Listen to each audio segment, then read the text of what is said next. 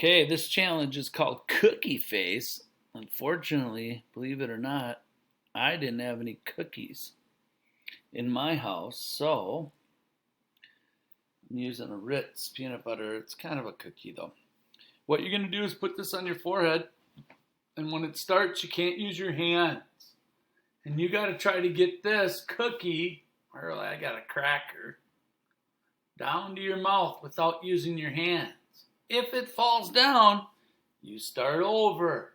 Can't use your hands. You're going to try to get this into your mouth without using your hands. You have 1 minute. Good luck. Mr. Schick's going to try it right now. The game begins in 3, 2, 1.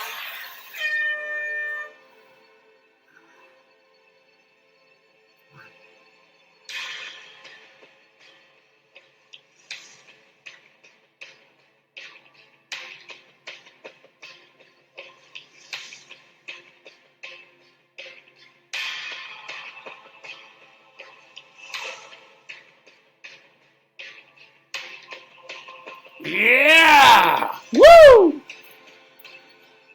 And I'm eating it. Whoa! 28 seconds. I did it! Mmm.